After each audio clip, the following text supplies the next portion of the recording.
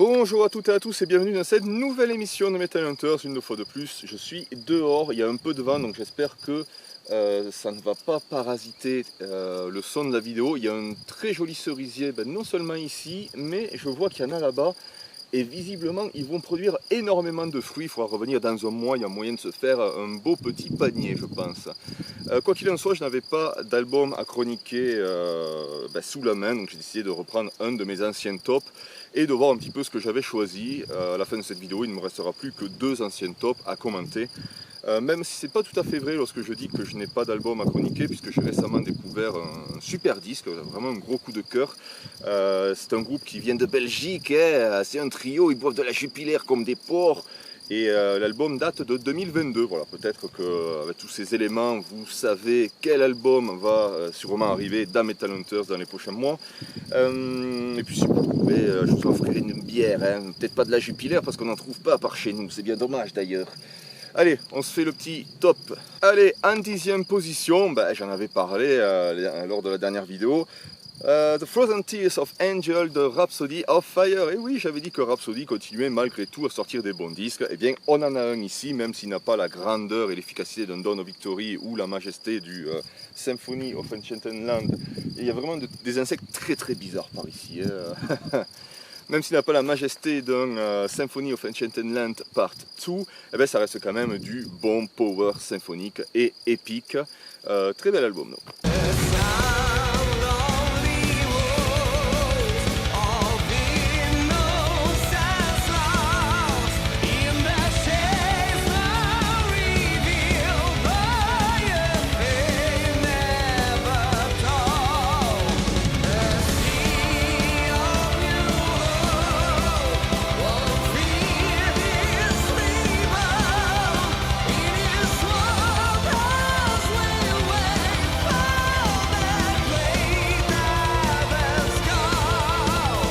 En 9e position, j'avais mis The Clans Will Rise Again de Gravedigger. Alors vous avez déjà écouté une chanson de Gravedigger ? Bon voilà, vous savez comment va sonner Gravedigger sur tous les albums. Voilà, c'est un petit peu grossier de dire ça ainsi, mais c'est le cas. Donc c'est du heavy metal teutonique, bien droit, bien carré, parfait pour le live. Et puis voilà, c'est pas mal, c'est pas mal. They will never take our freedom. They will never take our pride. We will fight up to the victory. Day by day, side by side. They will never take our freedom. They will never take our lives. United we will stand. United we will die. We paid in blood.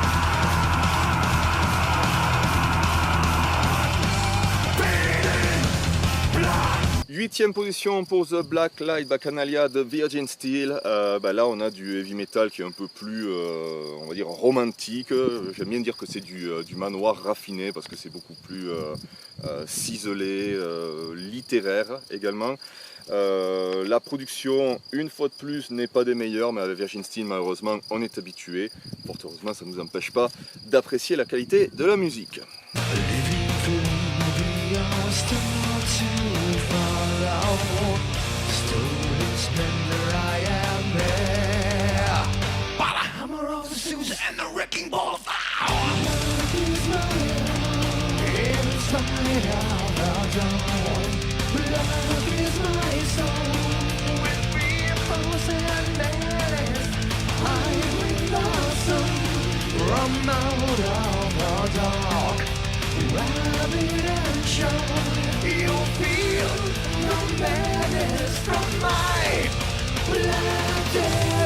Septième position pour The Final Frontiers d'Iron Maiden. Donc c'est, je pense, le disque où on peut clairement voir que les mecs vont lâcher un petit peu la pédale, faire des titres plus longs, certains diraient plus progressifs, même si je ne suis pas tout à fait d'accord.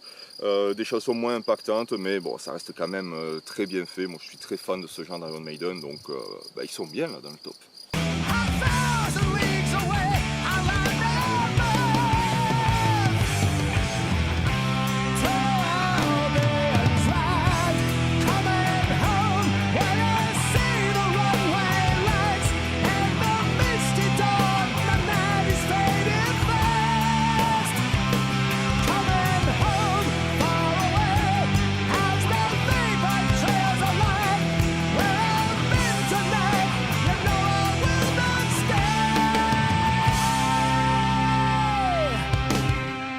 Allez, 6e position, là on commence à rentrer dans du très lourd, hein. Tous ces albums vont vraiment se démarquer de ceux dont j'ai déjà parlé. Peut-être même aurais-je dû faire simplement un top 6 pour bien centrer sur ces albums-là. Quoi qu'il en soit, 6e position pour The Never Ending Way of Our Warrior de Orphaned. Comme d'habitude, du métal oriental finement ciselé qui emprunte un peu partout. Hein, du coup, on ne peut pas vraiment dire que c'est du heavy, ni du prog, encore moins du death, même il y a certains passages un peu grôlés. Orphaned mixe tout ça pour faire leur propre musique et c'est sublime, hein, une fois de plus. Donc, parfait successeur de l'album précédent Maboul qui était déjà génial, comme tous les autres albums d'Orphaned.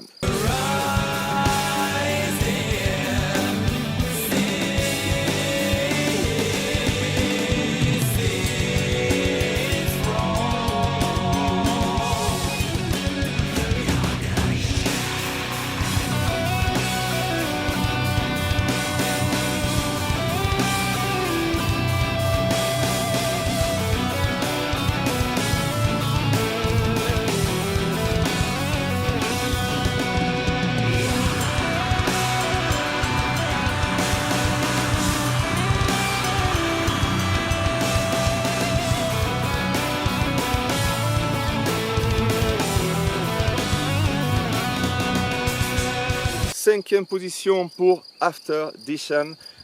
Écoutez, j'ai fait une vidéo là-dessus et en plus il y a la chemise à Jayza, donc je vous renvoie à cette vidéo pour savoir ce que je pense de cet excellent album de black metal progressive dans lequel on a intégré avec brio du saxophone.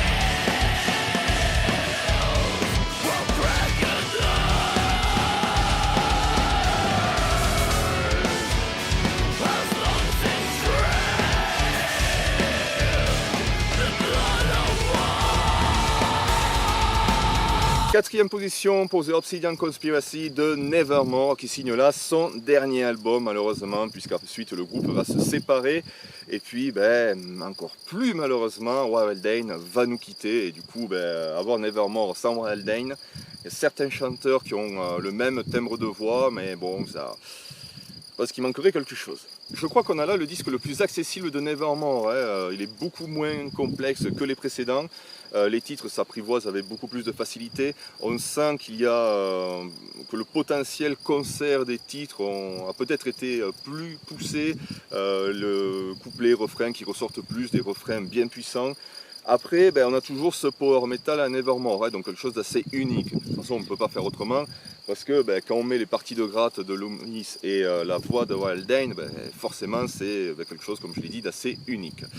Dernier petit chef-d'œuvre de Nevermore.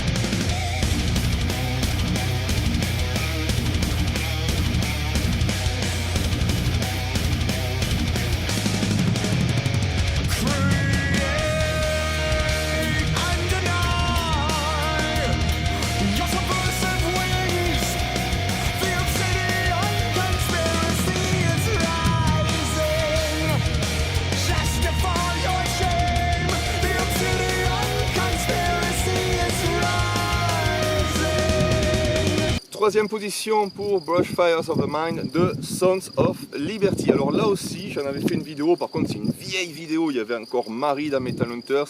Marie avait encore des cheveux et il faudrait que je vérifie si YouTube l'a laissé en ligne ou pas. Parce que forcément avec ce type d'album, il y a peut-être une certaine imagerie qui aurait du mal à passer. Parce que là c'est Jon Schaffer qui est devenu fou. Alors Jon Schaffer il a lu des trucs et il s'est rendu compte qu'en fait les États-Unis étaient remplis de mensonges, que les politiciens étaient pourris, que c'est les banques qui contrôlaient tout, mais derrière les banques c'était les Illuminati. Donc voilà, il est il a pété un plomb, il a clairement pété un plomb.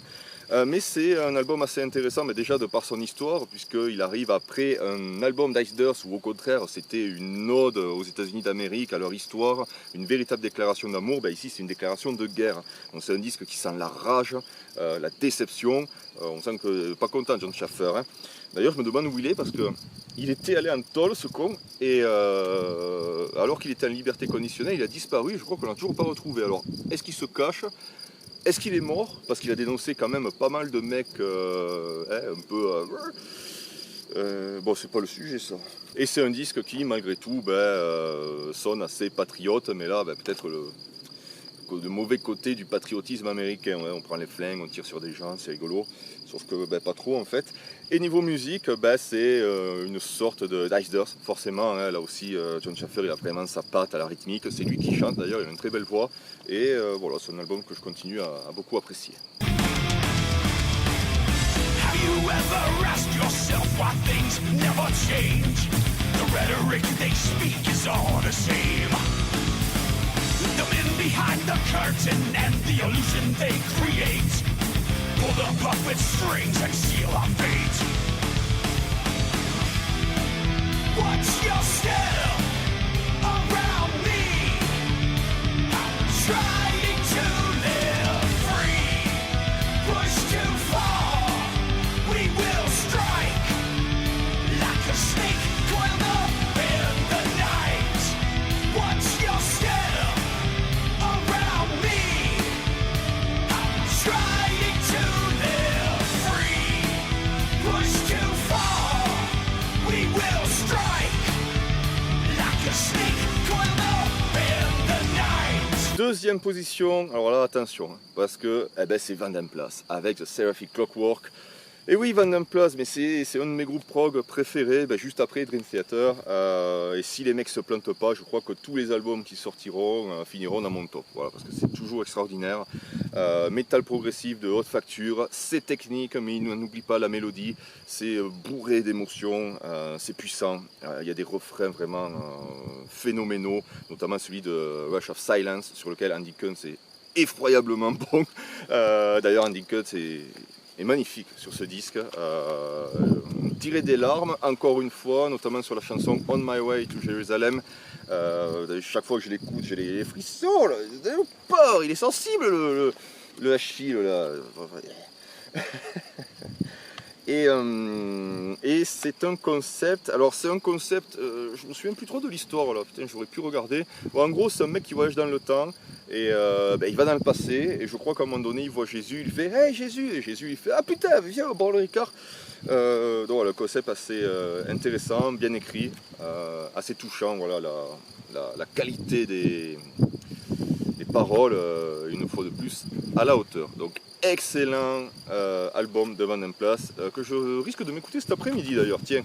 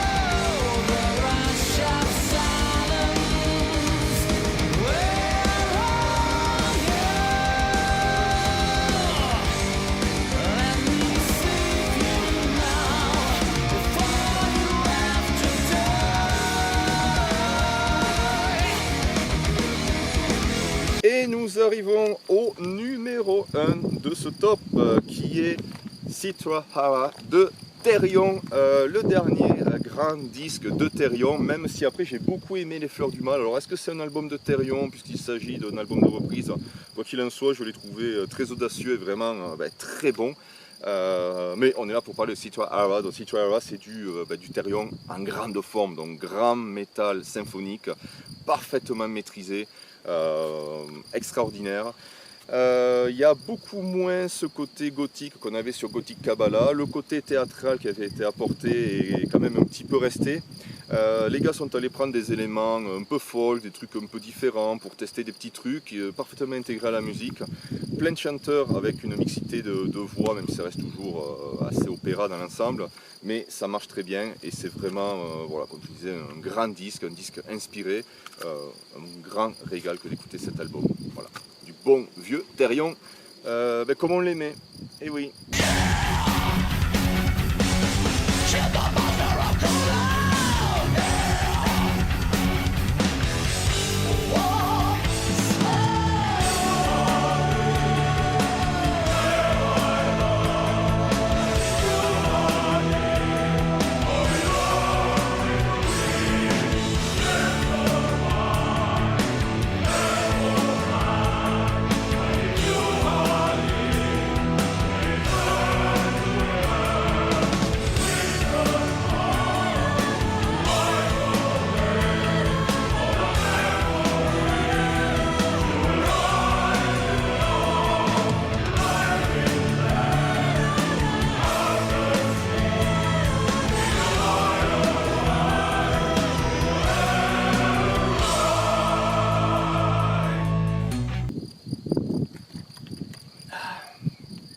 Faut boire de l'eau là, surtout quand il fait chaud, déconnez pas. Et puis là maintenant il n'y en aura plus. Donc voilà pour cette émission de Metal Hunters. Alors c'est sûr que lorsque je regarde le top maintenant, ce top là, alors c'est pas gentil pour eux, mais je pense que avec Gravedigger je ne les mettrai pas parce qu'on va être honnête, The Clans Will Rise Again, c'est, bon, je vais pas dire que c'est un album anecdotique dans la carrière de Gravedigger, mais voilà, on sent le pilotage automatique, même si là aussi c'est un peu méchant de dire ça, parce que Gravedigger c'est un groupe qui a un style qui est très cloisonné, qui est très limité, et non pas que je veuille qu'ils défoncent les limites et qu'ils fassent des trucs auxquels ils ne nous ont pas habitués, mais il y a eu des albums dans le passé qui étaient, je trouve, beaucoup plus puissants, notamment Ballad of the Hangman, qui est l'album d'avant en plus je crois, et qui était lui, par contre il est vraiment somptueux, hein. Je l'avais mis dans mon top et je regrette pas, hein. Là vraiment c'est très très efficace. Donc voilà, il n'y aurait pas Gravedigger, je pense qu'il y aurait moyen de trouver un autre bon album à mettre dans ce top. Et concernant les 4 premiers albums, franchement je pense que Nevermore, je le mettrai plus en troisième, voire en seconde position. Nevermore, Sons of Liberty irait à la 4e place, Therion passerait à la 3e position et bien sûr Vandenplaats serait premier de ce top parce que franchement c'est vraiment clairement le meilleur album de l'année et je le trouve bien meilleur que Therion maintenant. Voilà. Mais c'est ça aussi qu'il y a de bien avec les tops, c'est des témoins de nos goûts d'avant, donc c'est bien d'y revenir et de se dire ah ouais j'avais cet album que j'avais mis, faut prendre ça à la cool, voilà, c'est pas un truc super sérieux qui va vraiment voilà, je sais plus quoi dire. On va finir la vidéo. Il y a des vaches là-bas. Est-ce que vous voulez que je vous amène voir les vaches? Allez, on va aller voir les vaches. Allons voir les braves meux. On est pas mal ici quand même, hein?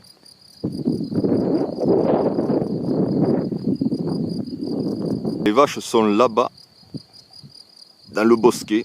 C'est le bosquet des vaches. Elles sont pas connes, elles sont allées à l'ombre. Regardez ça. Je me demande si c'est pas... Je crois que c'est peut-être un sanglier, ça. Donc on va suivre le chemin du sanglier. Les très très belles montagnes qui bien sûr sont beaucoup mieux en vrai, hein.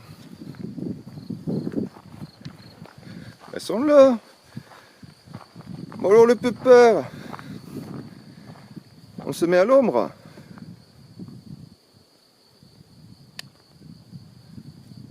Ah. Alors on va finir là-dessus.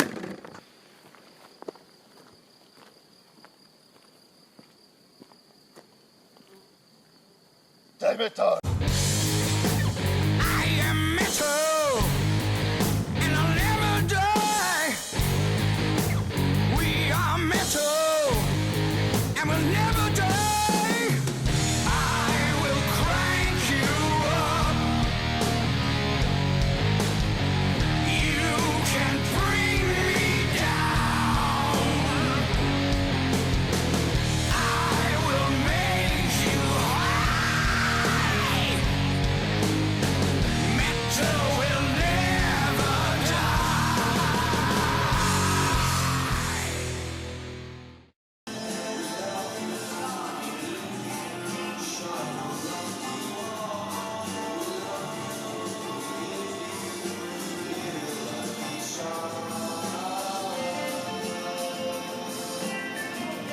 Et